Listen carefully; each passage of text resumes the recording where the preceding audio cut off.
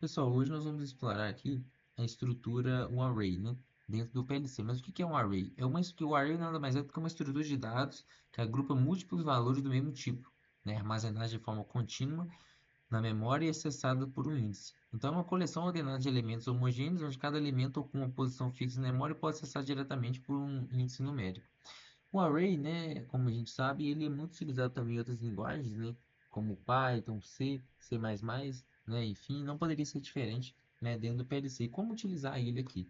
Então, primeiramente, nós vamos criar uma DB test array, só de exemplo aqui. Quando eu crio essa DB, né, eu já posso incluir um elemento, então eu vou incluir um nome array. E aqui, assim que eu coloco array, ele me dá a opção de definir a quantidade e de qual tipo. Então aqui eu vou criar um array de inteiro, de 0 a 1, ou seja, de dois elementos, com elementos 0 e 1. E se eu quiser aumentar a quantidade, eu só venho aqui e altero. Então, se eu quiser 12 elementos, eu altero e ele já vai colocar aqui de 0 a 12. E interessante o que a gente tem que imaginar que o índice vai de 0 a 12, né? Mas aqui nós temos 13 elementos, né? Porque vai ser de 0 a 12. Então, para a gente saber a quantidade de elementos, a gente toma mais um no final. E o interessante aqui também de utilizar esse tipo de estrutura é que você, se nós tivermos aqui, por exemplo, um data type, se eu criar um data type aqui, vou colocar ele como, vou deixar esse nome mesmo, e eu vou colocar aqui três elementos, três tipos de variável, uma booleana, um do tipo inteiro e um do tipo real. Então criei três variáveis do data type é userDataType1. Ver se eu consigo. Eu tenho como alterar o nome aqui, mas vamos deixar dessa forma.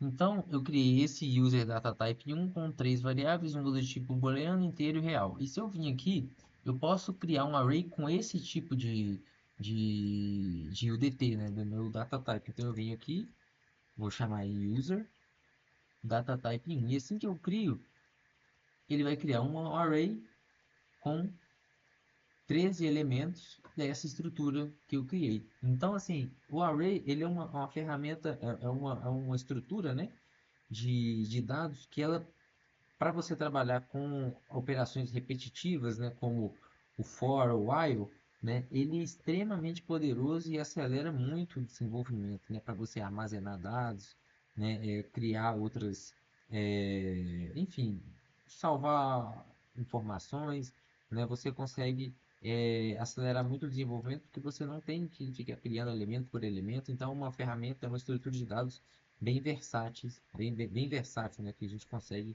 utilizar aí dentro do Tia Portal. A única observação é que se nós formos definir essa estrutura como retain, né, ou se for accessible, se eu desmarcar essa, ela desmarca tudo.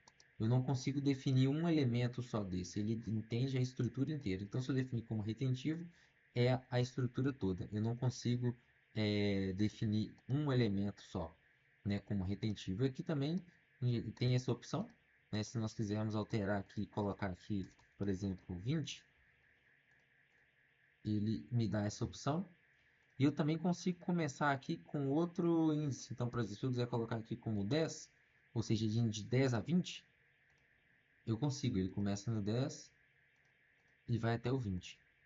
E para nós podermos acessar, né, esses elementos, por exemplo, se eu vim aqui dentro da main, né, só a título de curiosidade, eu posso vir aqui, colocar um move. Então, por exemplo, se eu quiser utilizar algum desses elementos, eu expando, né, a minha DB, expando, né, o elemento, o data type ali dentro, e eu posso vir aqui e simplesmente arrastar. Então aqui a gente consegue observar que vem é uma cadeia, né? Então a DB test array ponto array o índice 10 da var 1. Então aqui a gente consegue, né, utilizar esses elementos dentro do nosso programa. Tudo bem? Valeu aí, pessoal.